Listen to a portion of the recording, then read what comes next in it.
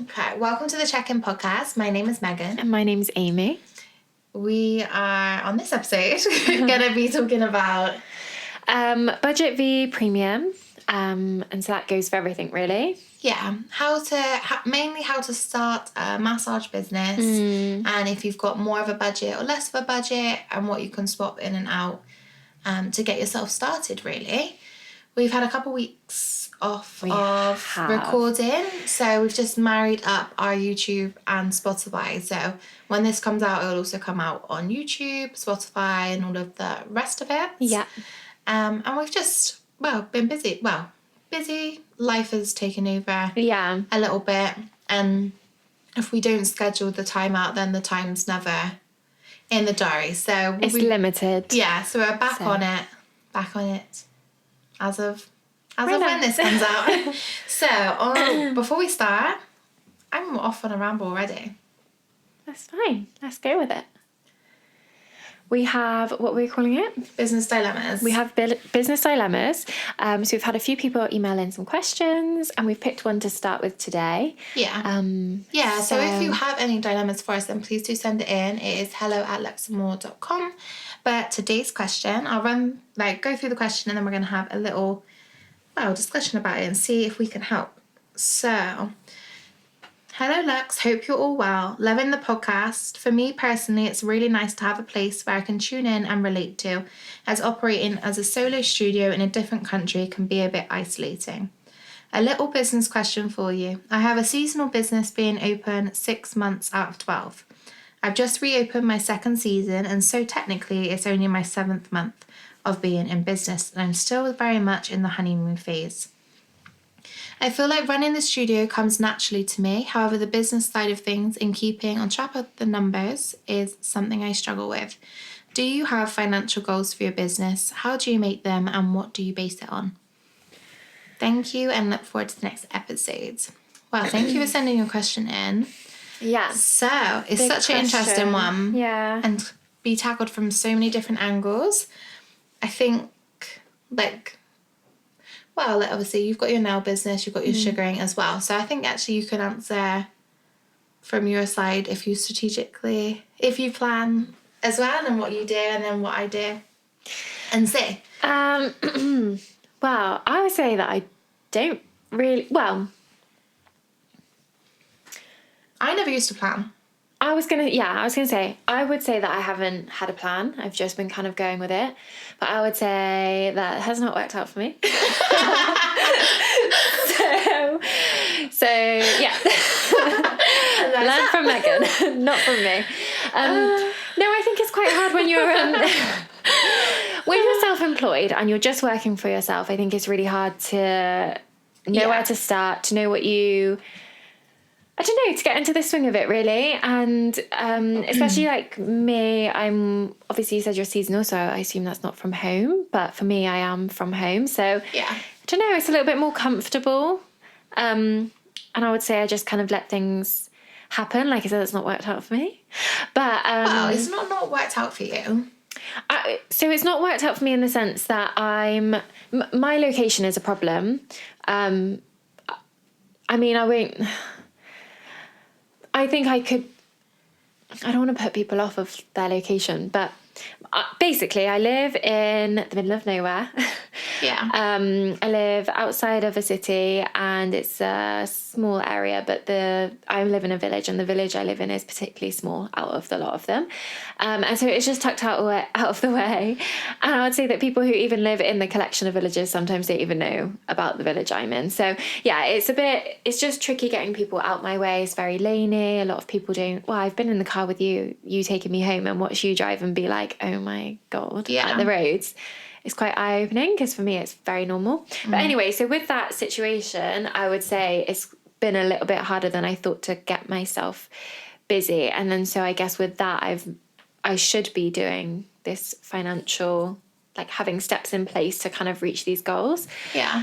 But I haven't got there yet. So you definitely know more about this than me. Passing it over. Yeah, passing it over. But I would say it is different if you have a business like this, where for me, I just work from home. I've just got a little treatment room in my house. That's kind of me.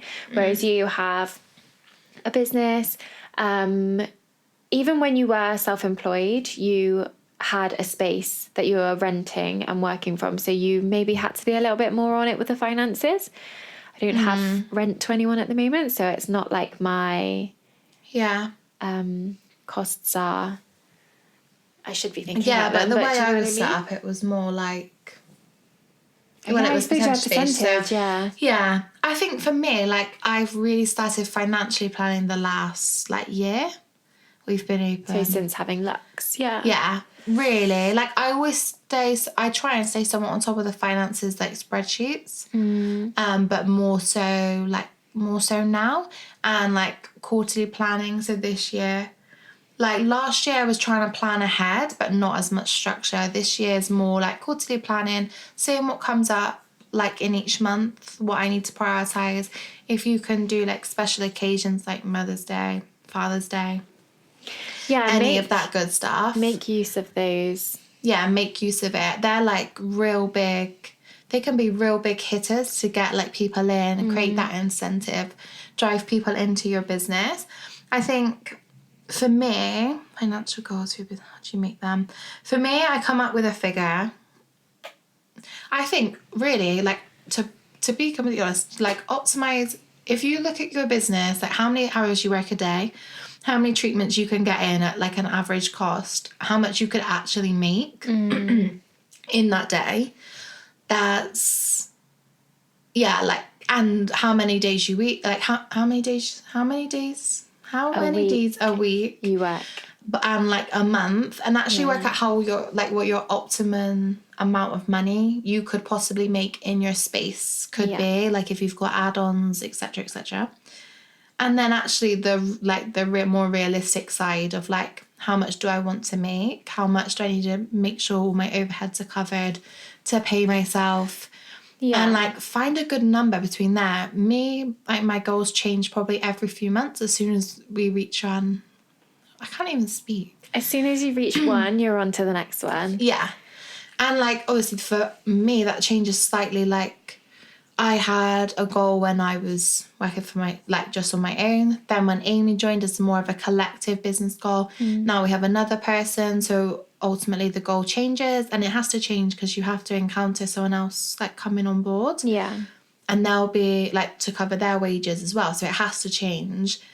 And we were saying when you first, only because we did briefly chat about it, but we were saying that when you first started and you took me on, it was a little bit more quieter for me, and then more recently you've taken Chloe on, and that's been quite busy. And I think that it kind of just shows the difference in your when I took Amy, I took two ladies on in the beginning, one being Amy, and I was just like treading, finding my feet, starting the business, like seeing what came at me. And then this like year, like taking on Chloe is a lot more like strategically planning what works best. Like I've just gained that extra bit of knowledge. Like you're only month 7, and I would say like that time last year I was probably like in month 7 thinking, okay, this is time to start thinking about it as well. Yeah. Because I was at a point where I was like, I'd have like my diary was like, okay,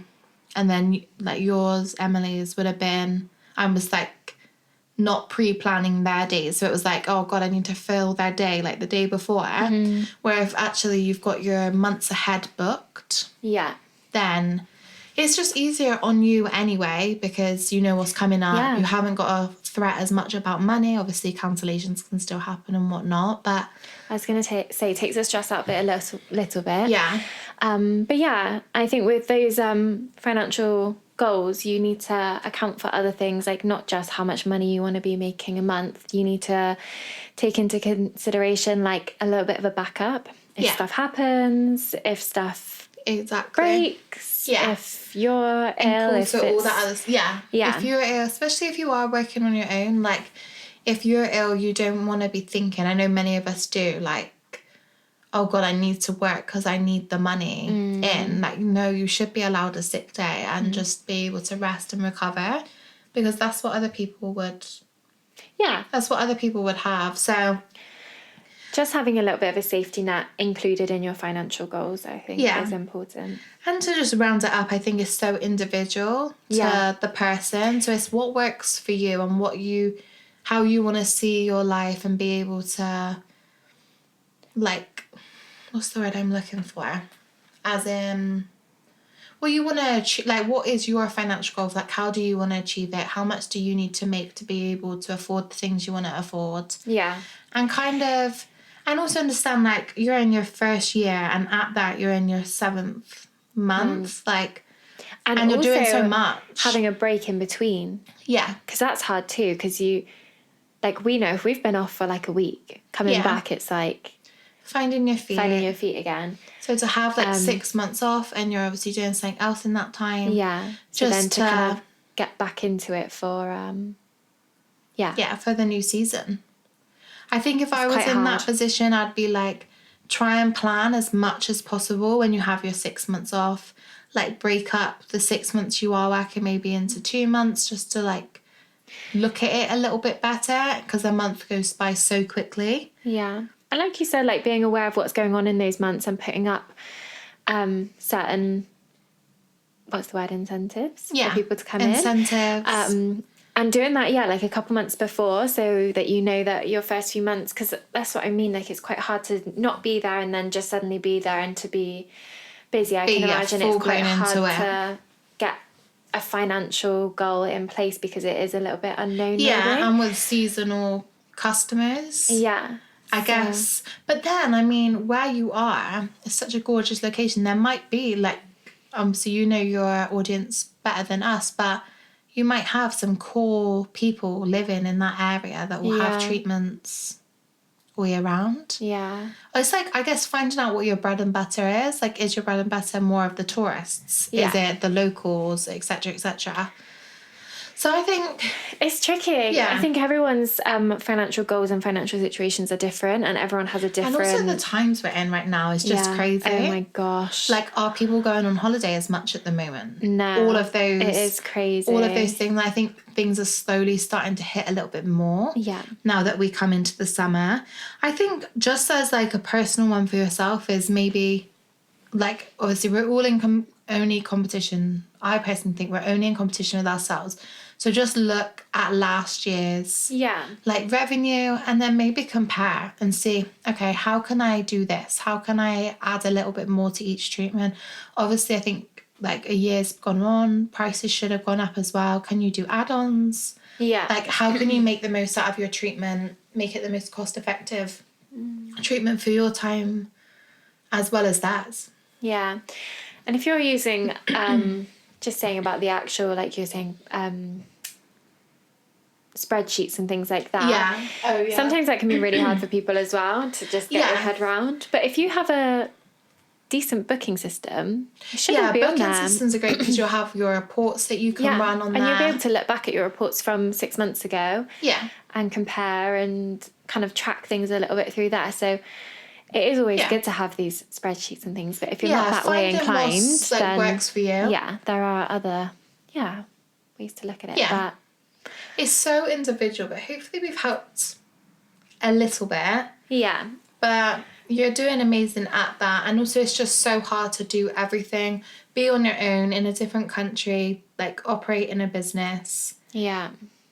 Like doing all the financial side, doing the treatments, it's all just a lot. So you're doing incredible. My throat is croaky. I was going to say. Can I clear it? Can you? Right. Like last time. Well, let's get into the episode. Yeah, budget v... All weekend I've not been able to speak. And I thought it was because I was a bit tipsy on Sunday. But I just don't think I can speak. Budget v premium. How to start up as a massage therapist. I guess we can get into it more if we've got time, but we don't have much time. So setting up as a massage therapist, like if I think back to maybe we can insert a clip, I don't know, of my treatment room in my previous salon that I worked in. Yeah. My first day was like a bed. I just had a bed in there. The lamp was on the floor, and it wasn't like a floor lamp. It was a table lamp I just had on the floor. Gosh. It was just, yeah. But you know what? It's like I have this gorgeous space now. And for me, it's always been a process. But I think sometimes you just walk before you can run. Although we don't always want to do that. But you just need the basics. You need the massage bed. Yeah. That's what I would say, like, in terms of massage in particular, of majority of the beauty treatments that are out there, you don't need maybe the most simplistic one. Yeah, you don't need a lot to start up.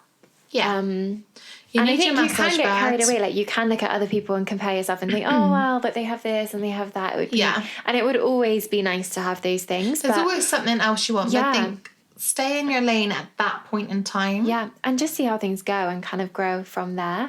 Yeah. But yeah, so you started with a bed and a lamp. Yeah.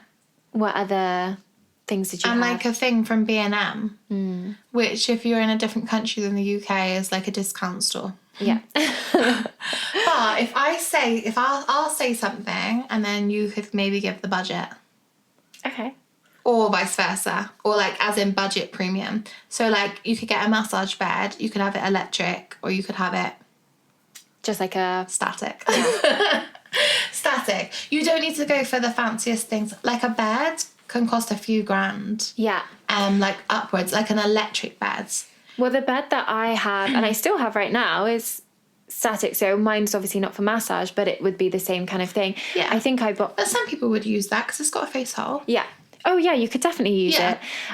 So I bought mine on Marketplace and it was like, I think it was like £60. Like Facebook Marketplace is a godsend. So good. And there's so much on there. So I think much good stuff. A lot of people as well in this industry start up thinking it's what they want to do or thinking maybe it's easy and then it doesn't work out. And so there's so much on there. Yeah. But yeah, my bed was, I can't remember exactly, but it was very cheap.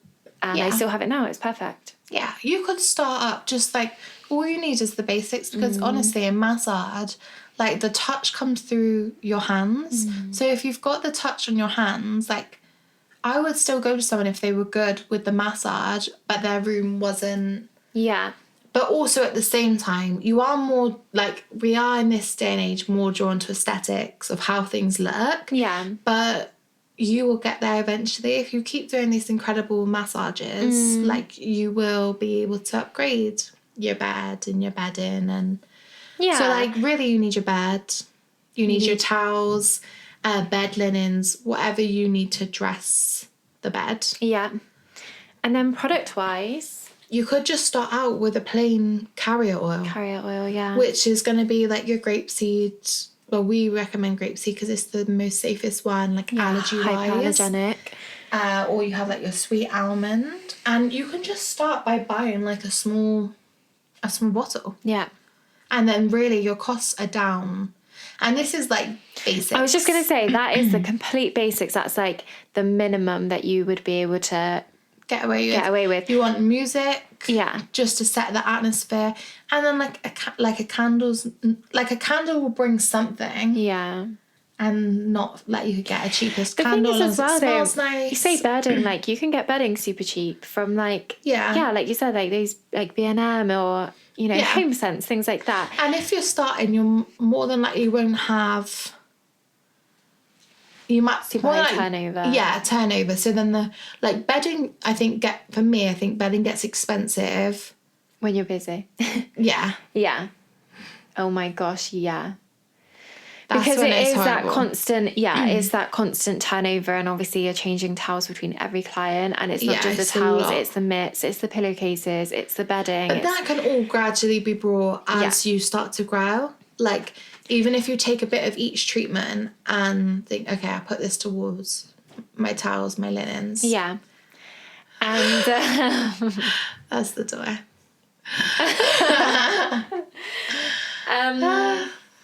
But yeah, I think that really is, that's the basics. But then to elevate, you've got your hot towel cabbie. Yeah. That would be taking it more to the premium side of things. You can introduce things like hot stones. And hot stones, things like that is like they're constantly going to be in use in terms of like... And that's what I would say with massage. I do find when I look at it, a lot of the stuff that you buy is long term. Like it's not a very throwaway treatment. No. Like if you were doing other treatments, you're constantly buying in products that you're throwing away. Whereas massage, it's like the oil and that's kind of it. Everything else is either like washed or used. Like the stones, you just wash them and reuse them. Because comparing it to like more nails, what you've got into more recently, it's constant stock turnover. Like there's not much in the way colours. Of like towels and things like that, but it is your colours, your like there's just so much. And that's stuff that lasts, as in the colours will last you for a few treatments, but the initial setup costs, I think the thing is like every business has the initial costs. Some are more long lasting, some are more short term. Each place is going to have its thing, but I think some more, like much more than others. Depends how you want to do it as well. Exactly. But I think the main thing, like if anyone's looking at starting out, I think start cheap, don't dive in. Start small, build up, and walk before you can run. As in, like, don't think you need the best of everything right away, because most people don't start like that. And if you do start like that, you're probably not, like, you're going to get yourself in a bit of a cash flow situation because you've probably spent more than you're making. And you're trying to bring it back, so... And you also have to test the waters. It might not. And testing the waters, and actually, like, until you're in it, you don't really know if you're going to enjoy it. Love it, exactly. You know? But a little short and sweet episode. Just going to end it straight away. But we're going to be, once this one comes out, we're going to be back on it. We've got a few more business dilemmas. If you have got a dilemma, then please do send it in to us. We would love to answer them. And also I think it's good for other businesses that are listening, other business owners, people self-employed and even employed. Don't be shy. Don't be shy. It gives such a good insight to other people as well. So really, like, it's beneficial. And also we love hearing them. And you can send them to our email, so that's hello@luxemore.com, or send any us of our socials. Direct message. We'll always pick it up. But otherwise, thank you for watching. If you enjoyed this episode, then make sure you are subscribed to us on our YouTube channel, following us on Spotify, Apple Music, and all of the other good stuff. And give us a little rating. Definitely give us a rating. But till next time, my name's Meg. Oh no! Till next time, we're so rusty because it's been so long, so please bear with us today. Till next time, my name's Megan. And my name's Amy. We're checking out.